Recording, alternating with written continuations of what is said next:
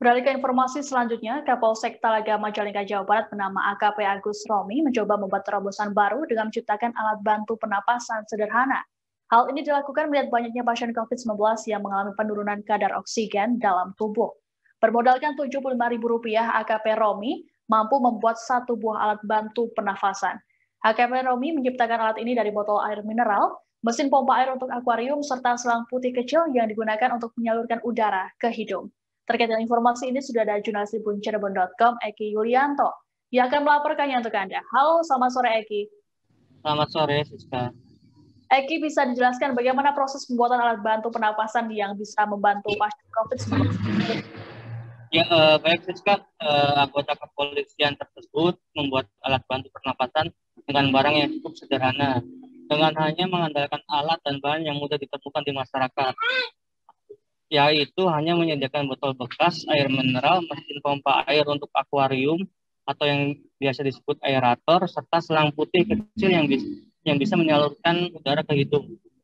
Pertama, selang dipotong sekira 1 meteran, kemudian memotong dua selang tersebut berukuran masing-masing 50 cm, kemudian 3 ujung selang tersebut dimasukkan ke botol yang tutupnya terlebih dahulu dilubangi.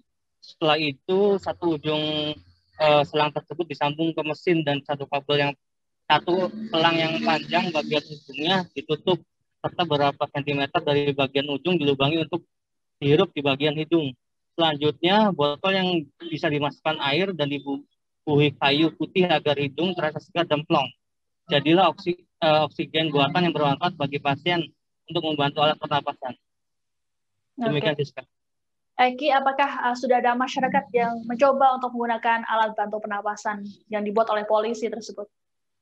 Ya, Siska, menurut pengakuan Agus Romi, ia sudah memberikan 27 alat bantu pernapasan tersebut yang dibuatnya untuk para warga, khususnya memang kepada warga yang memang belum mendapatkan sarana kesehatan setelah dinyatakan terpapar COVID. Agus mengatakan di wilayah hukumnya saat ini masih terdapat 74 warga yang sedang menjalani masa isolasi mandiri.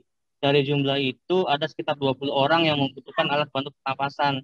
Dari situlah ia secara sukarela memberi bantuan dengan cara membeli sendiri bahan-bahan alat pernapasan tersebut, lalu merakitnya secara otodidak dan langsung memberikan kepada warga yang memang membutuhkan. Oke, Eki, apakah ada alasan khusus yang membuat AKP Romi membuat alat bantu pernapasan sendiri?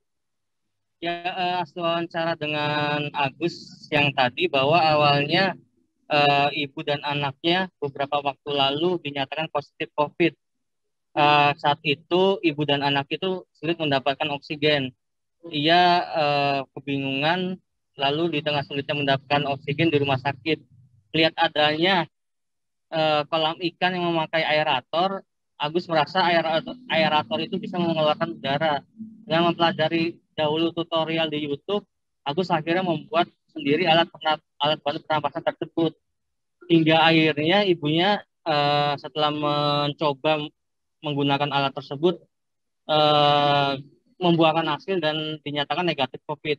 Agus juga mengatakan bahwa sebelum membuat alat bantu pernapasan, ia sudah mempertimbangkan dan ibunya sebagai uji coba yang membuahkan hasil atas eksperimen tersebut. Demikian, Siska. Oke, jadi bisa dipastikan alat ini aman dan juga bisa membantu. Iya.